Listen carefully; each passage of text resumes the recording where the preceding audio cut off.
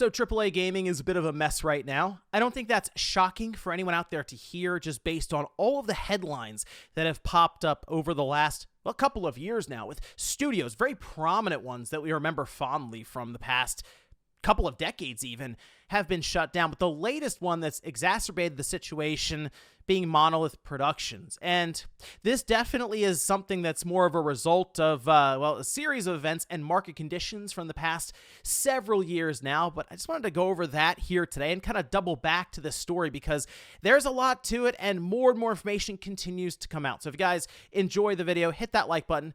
Subscribe if you're new. So first of all, of course, whenever this in Newswave earlier this morning, if you missed it, go check it out for a quick rundown. Monolith Productions, Player First Games, and WB San Diego have all been shut down, with WB Games actually changing the URL for Monolith Productions to redirect to their main parent site for WB, like pretty much right away. It was like overnight done, and it seemed like that was sort of it for Monolith Productions, which is a studio that's been around now for, was around for 3 decades, back to 1994, and worked on some, I'd say, game franchises most of us look back on as being, just about game-changing. Fear, in particular, was one that I remember very fondly as sort of bringing in kind of that psychological, narrative-driven aspect to a first-person shooter that hit really hard and was a ton of fun from the action and gameplay side as well. And I slowing down time and stuff with bullet time, that had been done, but something about this one, there was so much impact to it, and maybe it's because it was first person as opposed to Max Payne, which was third person, but it's definitely a franchise that many people around that time, especially on the PC side, remember very, very fondly. But of course, they also worked on recently. We had Shadow of Mordor, Shadow of War, and those employed the Nemesis system, which was extremely creative, and you can even see groundbreaking for that generation. And now it's kind of locked away with WB Games. But either way, this shutdown that really felt like it came out of nowhere. It really did cause ripples so far in the gaming industry. A lot of discussion around this, and a lot of questions as to why did this happen? Well, we can see this is over on Blue Sky from Jason Schreier, who did touch on this just a bit more. So he says this was the leadership group at Monolith on the Middle-earth games. Every single one of these people left in 2021 after Warner canceled their game. Mo started a new studio with EA. Monolith then began working on Wonder Woman, but it simultaneously had to rebuild its entire leadership team. And I think this is an important aspect. There's a lot of context here around the shutdown of Monolith Productions, as he points here to a number of people who were involved at even top level for Monolith to create those games that many people think back and remember that use that Nemesis system. Well, apparently after they released the game in 2017, they did start to work on a new IP, a new game, an original one. And maybe the idea was, hey, we don't need the licensing for something like Middle-earth, or we don't have to work into a DC property. We can make our own thing. So it seemed like they went from there and tried to work on this for a few years before it was shut down, which at that point, it felt like many of them thought, you know what, maybe our time here is done.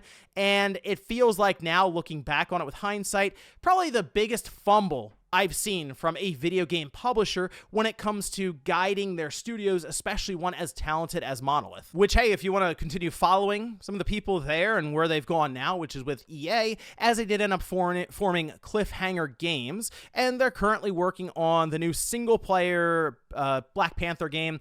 I don't know if they're going to maybe develop something similar to Nemesis system, or that's just something they're leaving in the past, and this is their next big thing they're working on. But it seems like a bit more up their alley as a third-person single-player game in collaboration here with Marvel Games. Although it's funny because we talked about them being moved on to Wonder Woman in 2021 at their original game was canceled, and you're like, oh, well, they don't want to do a licensed game. Well, here they are with, I guess, Black Panther. Anyway, they're led by Kevin Stevens, and they also have talent that worked on, of course, Shadow of Mordor, Halo Infinite, God of War, Call of Duty, and others. So there is a lot of talent there behind this game in particular, now over at EA, and unfortunately, EA doesn't have the greatest track record of keeping studios open, so here's hoping that one works out for them, and they can put out a really good Black Panther game and kind of get back on track.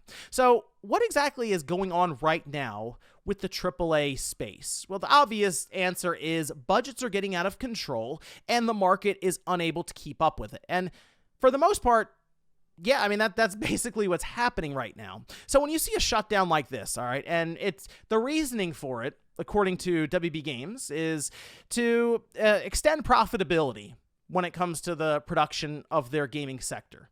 Okay, well, to me, when you look at a studio like Monolith Productions, and you realize a lot of the top talent and the people behind the studio that have been there for, 10, 20, 30 years even, and they've worked to cultivate really the mindset there, create the culture and the development environment and the expectations, and in there, they're all gone. While we look at any number of studios and we just look at it as the logo that pops up before the title screen.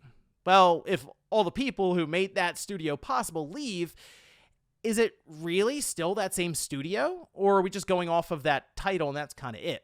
So in that regard, if that is the case, as we're being told here by, again, Jason Schreier, and even just the credits of some of the games that then lead into who's at the studio now, is there a point in still keeping Monolith Productions open if apparently this Wonder Woman game that they were basically saddled with, it feels like, after their original game, hey, it didn't work out with your original title, let's give you Wonder Woman now because it's an already established property that maybe we can work into our DC cinematic universe that's being formed? Well, I mean, if it's not working out there and it doesn't have the original creative talents, creative minds for some of those like Shadow of Mordor, Shadow of War, like, what are we doing here? So it's unfortunate because there are a lot of people clearly who just, they lose their job overnight, but that's a question that people have to contend with there if it's still Monolith Productions as we've known them. And that's, I think, a question we're going to have to contend with many studios right now, because the biggest fumble I mentioned is with WB Games management and leadership. And apparently sources have now pointed to that even as, yeah, they were a problem, basically. And it's like this disconnect between the creatives and the developers, producing the games, and the suits at the top who are signing the checks and, as people call them, bean counters. They don't really understand the idea and the creative nature behind these games.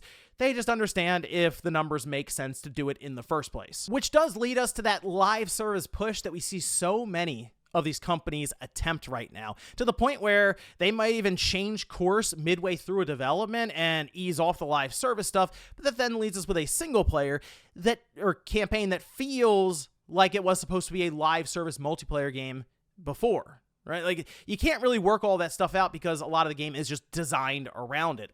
But when you look at U.S. total video game spending year by year, so from 2019 to 2024, you can see the jump from 2019 to 2020 because, of course, there was the pandemic, people were inside looking for things to do, and you saw a pretty significant jump. And we're still above that 2019 threshold by quite a bit. However, you can kind of see things have not only flattened off, but at times declined from 2021.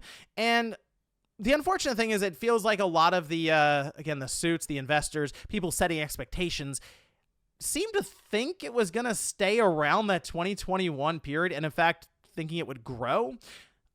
The only thing I can imagine here is they figured, oh, well, it's going to be an upward trend forever because now these people are, they're invested in gaming. They're going to stick around. And really it's like, oh yeah, now people can go back to work, they go back outside. They go off and do other stuff. They're not like trapped inside with just a TV or whatever is in their home, and let's check out gaming again. So that is a reality they have to contend with. The other reality is we have so much money in gaming that flows through every year, as you can see here, right? Like, you see, we'll say right now somewhere between $50 and $60 billion. That's just in the US. And I'm picking this market because it's like the biggest right now in gaming, sure, but it's at least one where we have these sorts of numbers in front of us that are a bit easier to track. But it's stagnant right now in terms of the money flowing through. So when you have just a pile of money that's somewhat predictable year to year, there are certain games that are going to pull a lot of attention and a lot of that money away. Typically, a big game would come out. You'd have a Grand Theft Auto that releases, right? You'd have a Call of Duty and others, but you'd still have some big titles like a BioShock that comes out. And when it did, it would get a lot of attention, a lot of money, and even some AA quote-unquote games would take off because there was attention, there was time to go around. Not as much now, though. So check this out. Matt Piscatella did put out a post that says over 70% of U.S. active PS5, Xbox Series players played at least one of the top 10 live service games of the month during January. More than 40% of all time spent playing on PS5, Xbox Series in the U.S. during January went to those same top 10 live service games. And the total U.S. video game market spending peaked in 2021. Although the market has stayed close since then, total players and hours also peaked in that period. The pace of games being released hasn't slowed. Mobile has the biggest and fastest growing content segment in the U.S. in 2024. It ain't easy. So the situation we're running into right now, more games are coming out than ever. I looked at Steam recently. How many games came out last year in 2024? Just take a guess right now, just in your mind. Okay, maybe so many thousand. It was almost 19,000 games. If you divide that up by the number of days, it was like 52 games per day released on Steam. I'm not here to tell you that they're all good, because most of them weren't. They're just kind of like filler games and stuff. But you kind of get the point, is that more games than ever release. It's easier and easier to release titles. And there's only a set amount of money going around. And yes, a lot of that money, the 50 to 60 billion, we'll say, is being spent on content first. So like games, software, microtransactions, that being a big one right now, DLC. But a lot of it is going towards these quote-unquote black hole games. Your Fortnite being a big one. Apex Legends. Marvel Rivals is massive right now, and it's taking up a lot of players' time. That's the biggest issue. Time is something that is harder and harder to account for, I feel like. But if you sit down and you go, whoa, this big new game is coming out, and then you look over and go, yeah, but every night I play Fortnite with my friends. Am I going to have time for this game?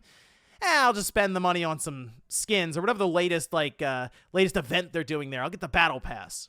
That's like a legitimate thing that happens. And I know many of you right now are watching this are like, that's crazy. Why would you do that? It's younger gamers coming up. I've talked to many people about this. It's like, I don't think we realize how long ago 2010 was, for example. I think about that sometimes. Like, when was that? Oh, yeah, that was more than 14 years ago.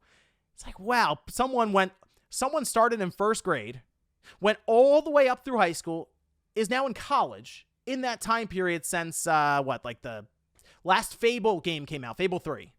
It's like, it really has been that long. We kind of think of, if you're like, say you're in your mid-30s, 40 or something, you're thinking about those days as not that long ago. But it's almost like it's an entire childhood, teenage years, everything for some people now who are playing these games. And like they're playing Fortnite's their game. And it is wild stuff to think about that. But it's incredibly difficult to break into the industry now more than ever with some of these titles being around, and it certainly makes these big budget risky games less and less appealing to a lot of investors. So yeah, you see studios close down if they start losing key talent, because then in their mind, what's the point in keeping this massive expense when we're having a hard time just getting a game figured out and released? It's been 8 years since Monolith Productions released a game, and to me, a lot of that falls on WB Games and their management, as opposed to Monolith Productions not being able to create something. I'm curious what that original game looked like. Some are now saying that the Wonder Woman game was actually expansive and they were very impressed by it. But maybe it wouldn't have made enough money in their mind, because the break-even point could have been 5 or 6 million copies. That's kind of the issue. I hope someday to see the $50 price tag maybe played around with a bit more. Maybe not go for the big $70 swing and go, let's rein this in, smaller budget. Let's tackle that $50 price point and see what we have here. I think now more than ever, we have a wider range of the upfront charge being less, but also still technically being maybe more than we've had in the past. Sell a $50 game and you end up selling 4 million copies of it just because it feels more accessible. And even that $10 or $20 difference from the $60 or $70 game is enough people to go, you know what? I know what my expectation is for this. I'll take a risk. I'll take a shot. The indie sector, at least right now, continues to be the most intriguing part of gaming, because they will take risks and they'll release the thing at 15 to 20 bucks. And people seem fine with that. They understand there's a give and take there. I'm not going in thinking I'm going to get another Skyrim. I know I'm going in, and it's going to be a very different and unique experience. And it'll probably have one very interesting mechanic that they are attempting to build the entire game around. And that's fine. So there's a lot that has to happen in gaming, I think, for the AAA space to get back on track. And unfortunately, while I can't say we're in a full-on crash right now, because to me, a full-on crash would be, wow, there is less than $10 billion being spent right now in the gaming industry in the US yearly, and we've dropped 80% in terms of revenue. We're not at that point. People are still playing games. It's still an incredibly popular medium. You could say we're in a correction, technically, but I think there's more of that correction to come. And unfortunately, I think more of what you're seeing here with something like Monolith Productions, I feel like it's disappearing overnight, and a canceled project like Wonder Woman is more we're going to see, more stuff we're going to see going forward here. But let me know what you guys think about all this down below. It's just, I was seeing this, I thought, I want to just touch on this a little bit more here with some of the stuff going on behind this and why I think there's still a lot of pain really for the gaming industry left in front of us, at least I'd say for another year or two. Thanks guys for watching, and I'll see you next time.